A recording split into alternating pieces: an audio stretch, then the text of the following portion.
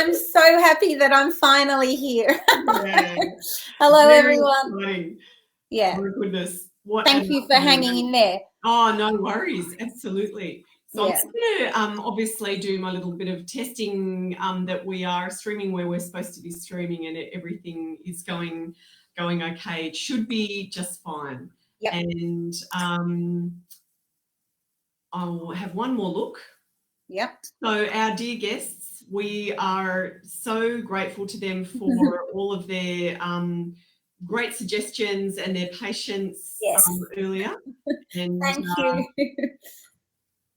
So Melissa, thanks so much. Oh, there she is. Let me just have a quick look. I really want to double check before I spend any more of your time today. Oh yes, look, there you are. Yes.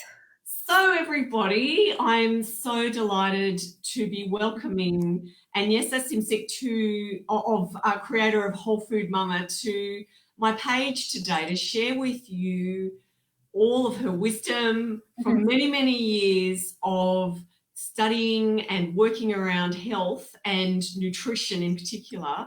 So Agnesa is an expert who helps women to find food freedom.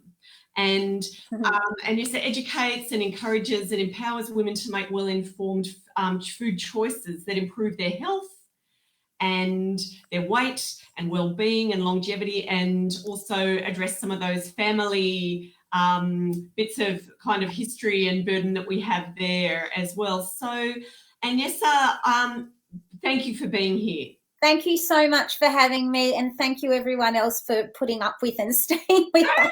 Champions! How amazing are our people? Yeah, so good.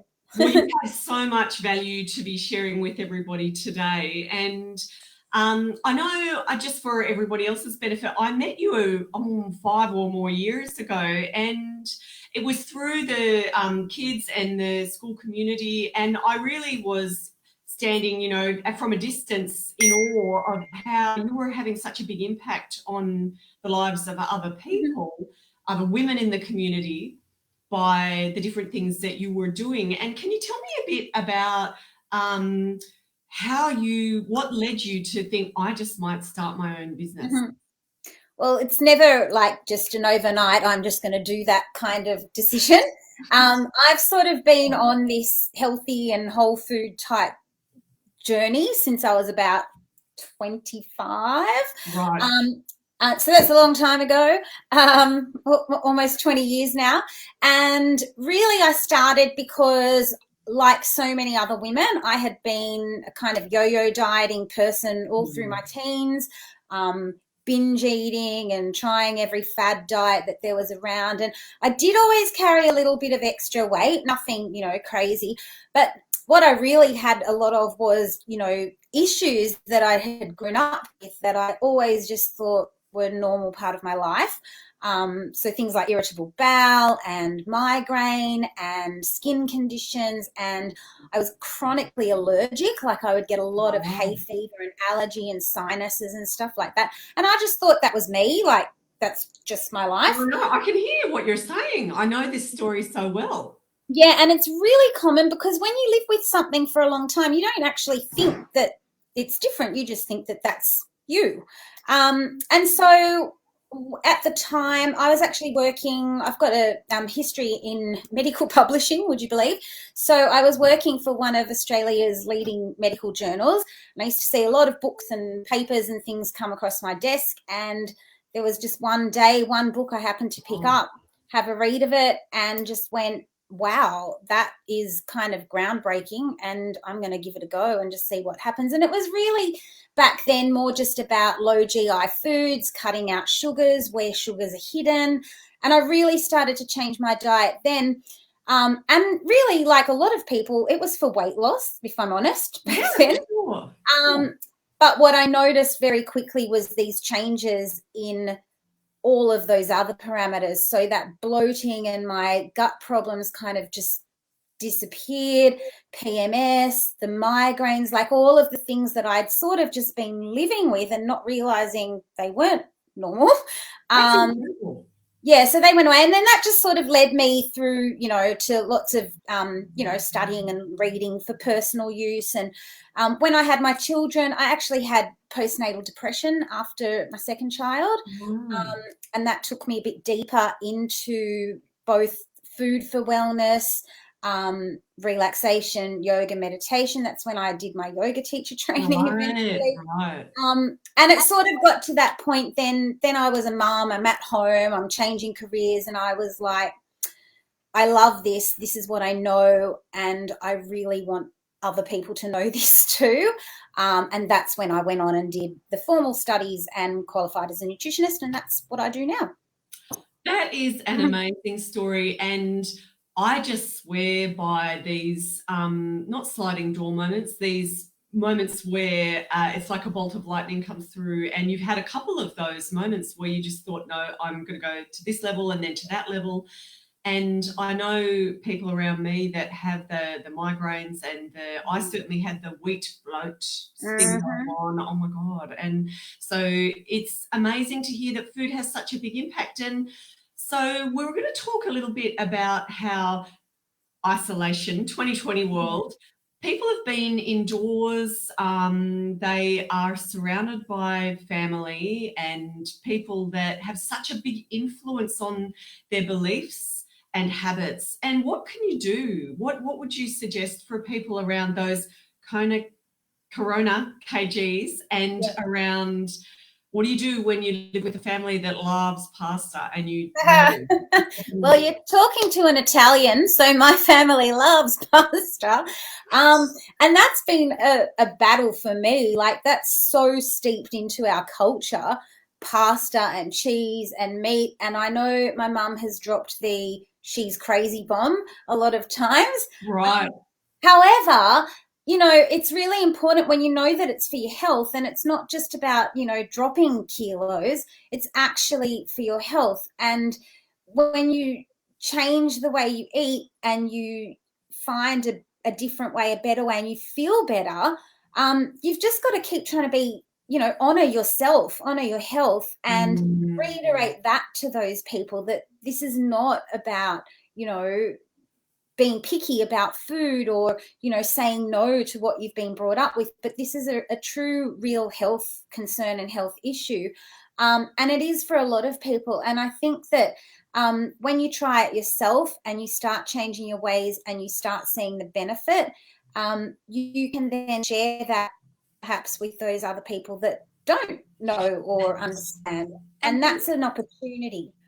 when when a person is being told stop being so fussy, what can you say to that? Look, it's very difficult. There's a lot of emotion attached to food, and even with our children, we tell them to stop being so fussy as well. But we need to just really look at what works for us, what feels right in your body. If you know that you're getting a reaction, a response, a condition, something that is becoming uncomfortable for you due to what you eat, you need to have that self-respect, that self-esteem, that self-confidence to say, I'm sorry, this is not about, you, and I'm not offending you. This is my belief, this is my health, and this is what I need to do for me. And, you've got to advocate for yourself.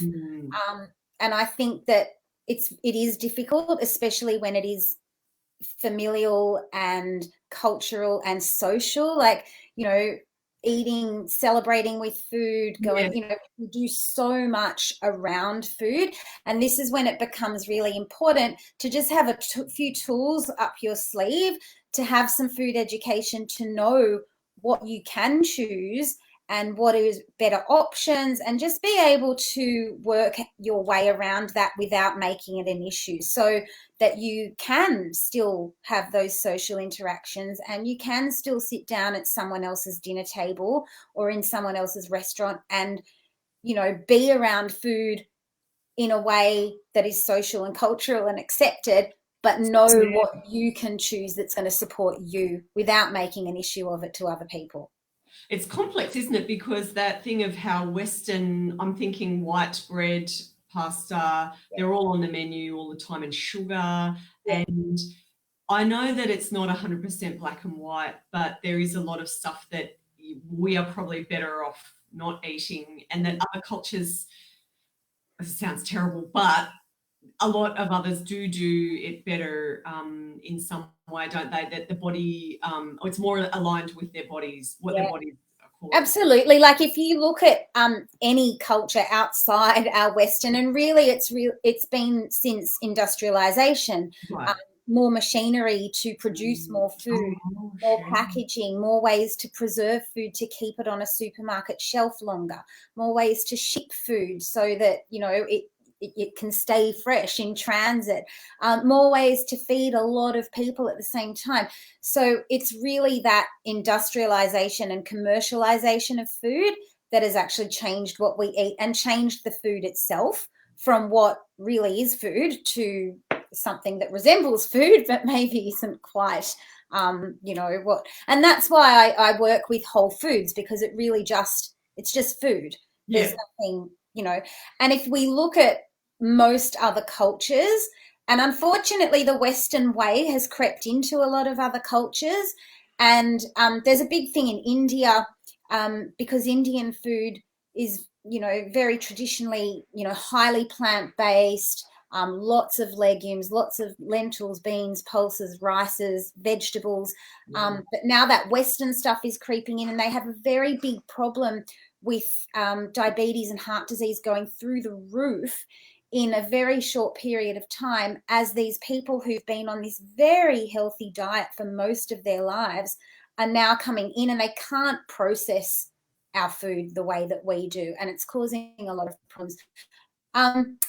And yeah, with the looking at what other cultures eat, it's not just what they eat, it's also how they eat. So I recently went to Korean barbecue, just as an example, and they have their the kimchi and the fermented vegetables and the pickled vegetables and the salad things, and then they have the meat.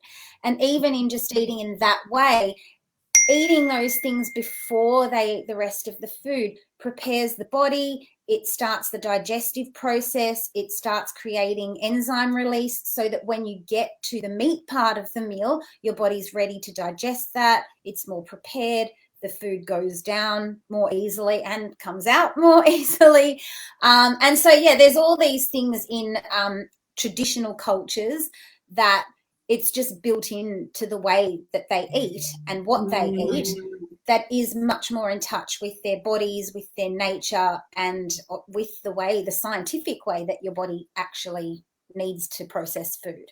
And unfortunately, that ancient wisdom is so, you know, needed.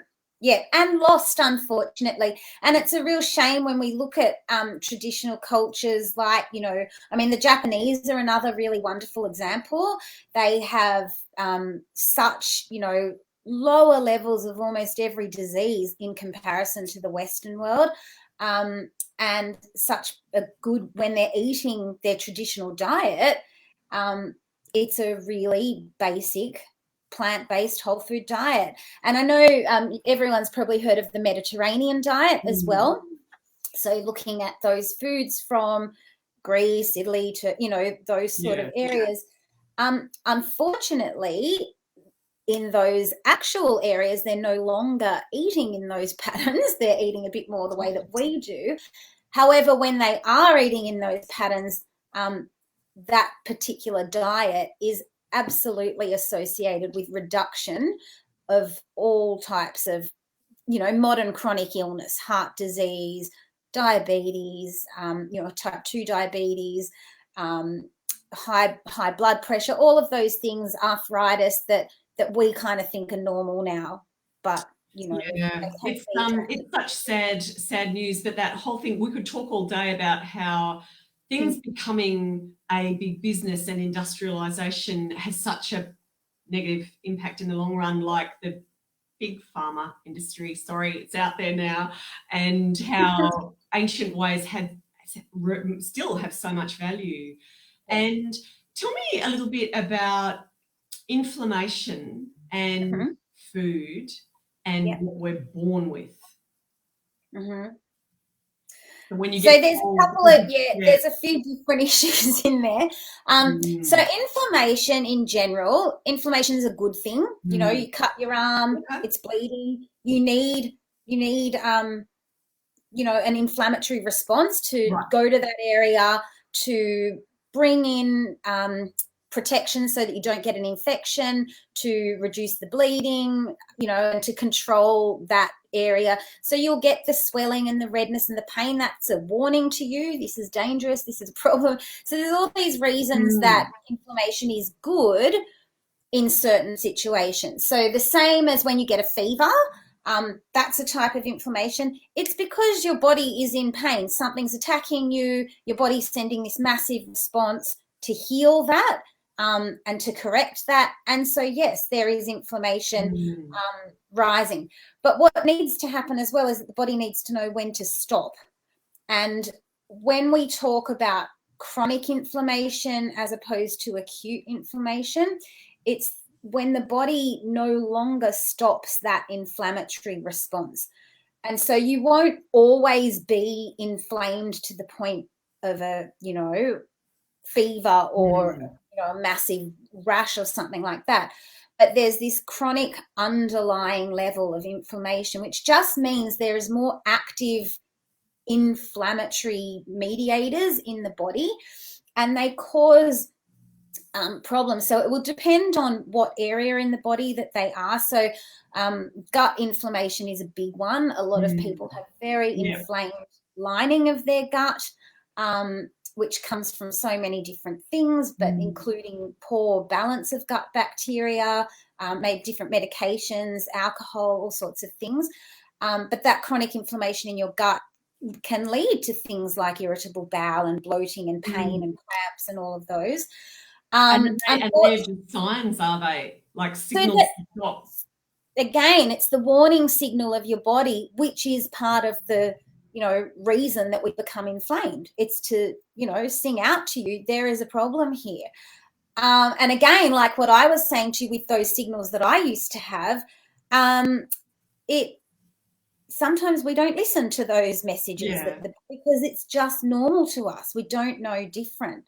And so when that goes on for a really long time, unfortunately, with inflammation, you know, it can be in the arteries, for example, and then we see this thickening of the arteries, you know, this hardening, and that leads to heart disease. So there's a lot of, you know, really quite dangerous issues that come up when the body is in this constant level of heightened inflammation.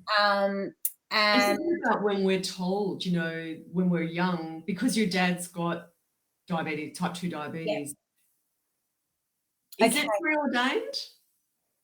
So in some ways, yes, we have to be careful of that. So again, we'd be silly to not look at hereditary and to not look at predisposition and take it seriously, because we absolutely need to. And more, we also can see that some things like heart disease and diabetes and obesity, they are actually being passed down generation to generation just through the expression of the gene changes in your lifetime, and that's a bit scary. But the good news is that it doesn't, you know, it's not like here's the map and that's where you're going. There's a lot of different directions that you can take. And I think that you might have mentioned a little while ago epigenetics. And that's right. Epigenetics. And so that's like an emerging field in science. It's very new. But the studies so they've basically mapped, you know, the human genome, and so they know, you know, all of the genes that potentially a person can have, and variances of those genes, so that they can see if one person might be prone to a particular type of cancer or a particular type of illness. And some functional medicine doctors work with that as a guide to, okay, well, if you're predisposed to this, here are the things that we can do to help reduce your incidence, or so that you don't take that path. But I think what it just so often comes down to, you know, the external factors that either switch on or switch off, or activate or not activate those genes. And so often it does come down to the food that you're putting into the body, the level of stress, emotional stress, Yeah. physical stress. We're a very stressed society, unfortunately. So it's more than just food that will determine whether or not you follow out that genetic code. It's environmental factors, toxins that we're breathing in. Again, the food that you're taking in, is it inflammatory? Is it anti-inflammatory? And while it all sounds a bit scary, it's not, because there's so much that you can do to control those things and to minimize the impact that they have. And so is it more about like what we put into the body rather than what it's being told it's going to be like? Yeah. And I really have an issue, because we hear a lot of, when you get to your 40s, your eyesight's going to go. Oh, you wait till you're 50, you're going to have all these, and it doesn't have to be like that. You can really control you've got to take your health into your own hands, and sort of like we were saying, stand up to those people in your family that tell you what to eat. Stand up for yourself.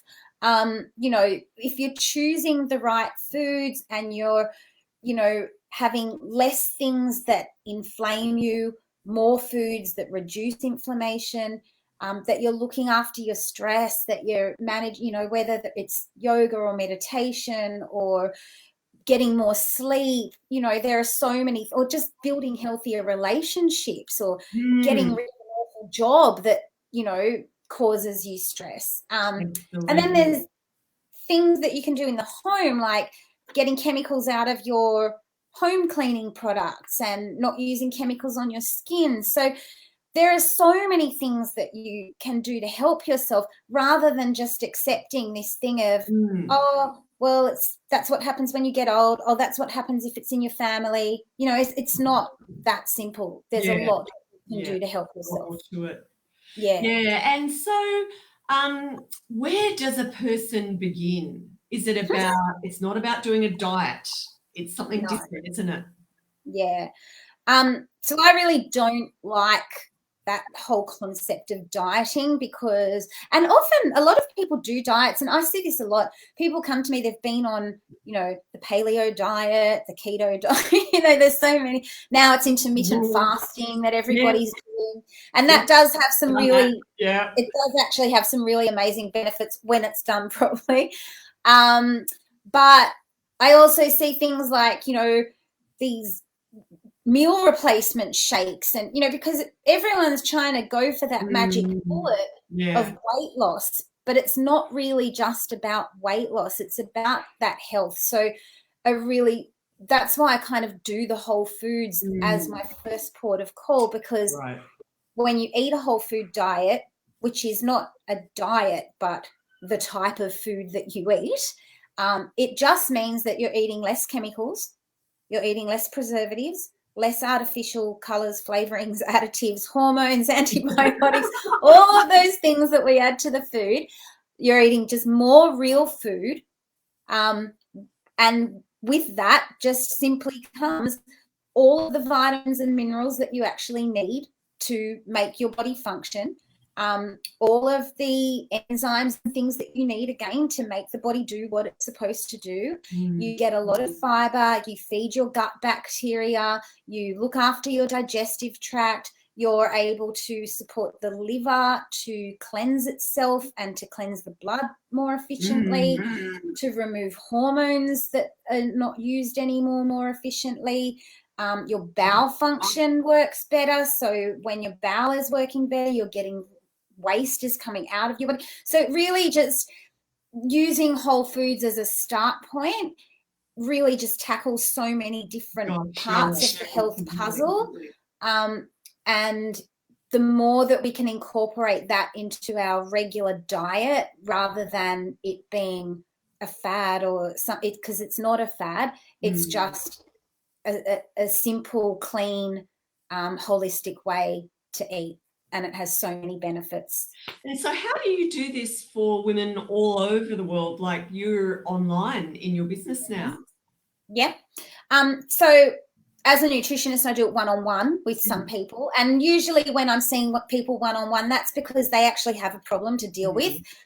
They're experiencing severe bloating or anxiety or psoriasis. There's something that's already manifested.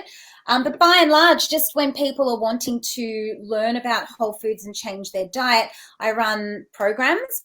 So I do online programs where it's a sort of group situation. I give the shopping list, the meal plan, the recipes, like you get everything that you need. You make it sound so easy. You're just like, yay. It is easy. It is easy when you've got help. And especially if you don't know where to start. Yeah. Like lots of people think that they sort of know where to start, but they just can't do it. And so, I give them everything that they need, but really importantly, I give the coaching as well. So on my programs, you get a couple of webinars so that you have that education and understanding not only about what you are eating, but why you're eating that. And then you go off and you eat it and you feel the difference in your body. And that makes a difference. And then so, my main program is just a 1-week program. And I've heard that it's starting very soon. It's starting. I've got one starting on Monday. Wow. Which is super soon. My registration is closed tomorrow. Okay. So if any of your people, if anyone absolutely that, I can put a link in the comments. Yeah, awesome. But it's the program is a fantastic way to start if you're really just looking for a start and you're not sure what else to do. Just 1 week. Learn and apply. It's learning, it's feeling, because you do and then you feel, and then always when you experience something yourself, you're so much more likely to then continue with that. And then you have the option, if you want to continue with me after that for more, then it's awesome. So so that's why I created that. And that's, a big part of what I do now, because that way I can reach more people at once and with a pretty simple message, because it's always that underlying same sort of message. Well, so many people who come to me and they are starting, their coaching journey, they're also having different physical issues, and so much of it will often be about food and what they're putting into their body and what they're allowing and the boundaries and different things and many stories and so much of what you've covered. So it's really inspiring how you've taken your experience and the stuff that you were dealing with and really turned it into something so positive where you're sharing everything that you've learnt with everybody else. I think that's what we do as women, don't we? Like if we know something and we know it works and we know it can help other women, we're out there. And that's and again, just on the women's side of it, that's why I like to work with women, because I really, we've got a big problem with obesity and disease and in not only adults but children. And so I really feel like if we can teach the women and change our women's minds and behavior and choices, they are in charge of their whole family pretty much. And so that means that, you change one lady's life, you can change her whole family's life. That is amazing, that flow on. And the women, of course, we are the central part of the family and make most of the decisions about what is bought. So it's really key. I can see Julia has commented that she too has been down that diet road and tried the keto diet once and lost weight, but lost her period as well. And so came back to that ancient, balanced diet. And that's the great. Just the good ones, it's always about balance. Thanks so much, Julia, for sharing. Gosh, until you stop and think about it, or until you start to become aware of it, people just don't know how big an impact it is. And it certainly was me at about 22 or 23, seeing I think it was a naturopath would have gone down that whole yeast and sugar road with me and changed my life. I just never went back. And and quite often it's just one thing. Like for me, it was one book changed my life. Now, what was that book? Oh, so I've still got it. I was just having a look in my bookshelf. It's so out of date now. I'll go and get it for you and show you. It's really funny. So here it is. It's old. You can tell it's old, and it's called low carb. Oh, can you see it? Yeah, low carb made easy. And you can see how something. pages are yellow. Yeah. Who's it published by? Is it it's Dr. John Ratcliffe. And he was both a physician and a Chinese medicine practitioner. Oh, what a name. Is it Radcliffe or Radcliffe? Ratcliffe, yeah, with a T. Yeah. There we go. That is it. Record. Wow. I can see that. So Julia has just asked a question as well about the 80-20 rule. I don't know what that is. Okay, so the 80-20 rule is when you 80% of the time you're being healthy yourself and 20% of the time you're off the hook. And I sort of am a supporter of the 80-20 rule. But what I say to my clients and to the people that come onto my cleanse is always, let's aim for 100%, because you always know that there's going to be some level of drop off, and whether that becomes 20% or not, if you're going for 100%, if you're going for it all of the time, the drop off rate is going to be a little bit less. And so personally, I kind of do at home 100%. Wow, that's great. Whole foods, knowing that when I go out or I'm at somebody else's house, I don't have to say, "Oh, I can't eat that."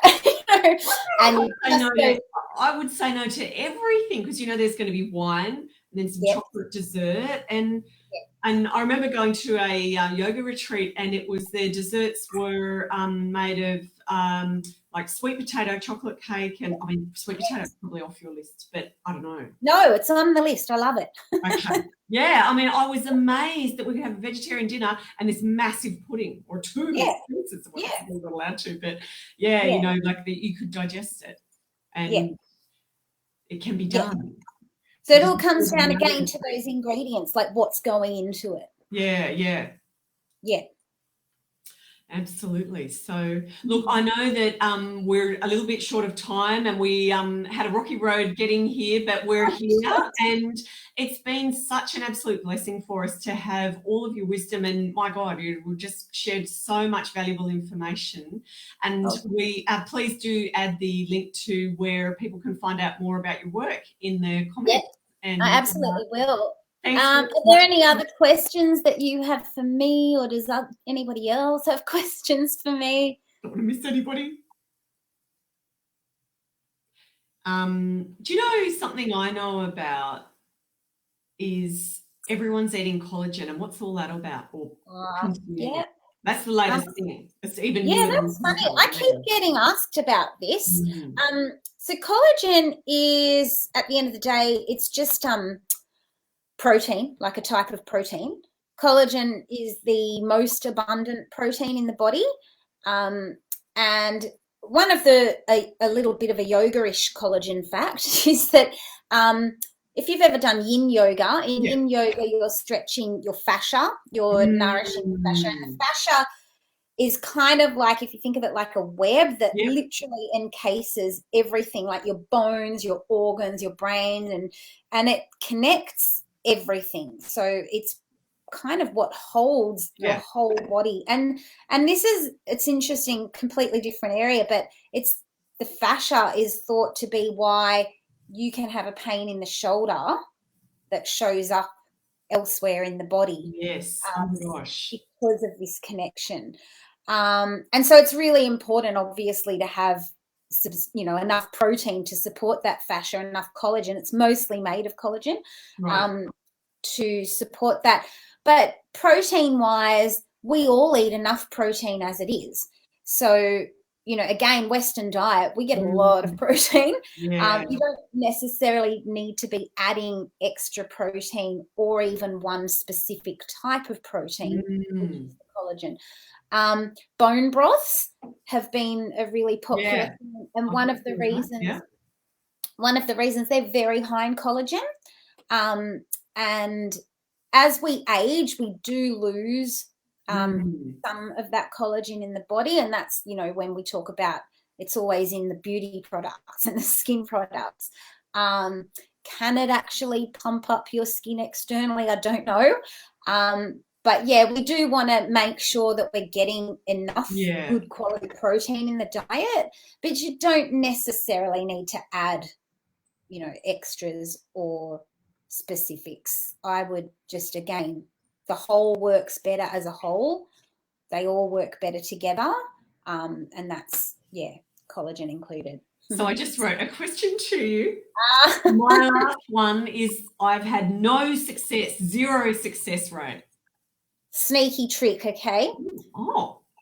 Are you making your bone broth yourself? I've made it before, but at the moment I've been up to that apothecary up the road, and I've got it's actually called good bone broth. Is it a powdered bone broth? It's a dark red paste, and you put it. So the sneaky way to get it into them without just giving them a cup of bone broth and saying, here you go, drink that. They're never going to do it. Use it the way that you would use a stock in your soups.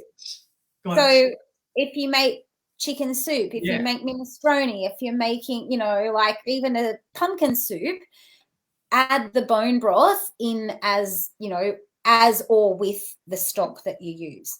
And then you're getting it in there. You've fixed my problem. That is so great. Thank you very much. That one. So I think that, that is the end of the questions. And thank you so much for especially revealing the book that changed your life and all of those many, many different valuable tips that you've had on. We've covered all of the fads, everything from ancient yoga right through to bone broth. And thank you so much for today. I really appreciate it. And I appreciate you having me. Thank you so much. And thank you to all the ladies that hung in there through our technical. How amazing are they? And I bet that it was because of what was on offer from you. Well, I hope it was insightful, and you're welcome to reach out to me as well if you've got any questions too. Fantastic. Well, thanks again, and look forward to connecting with you again soon. Bye for now. Bye. Bye. Thank you.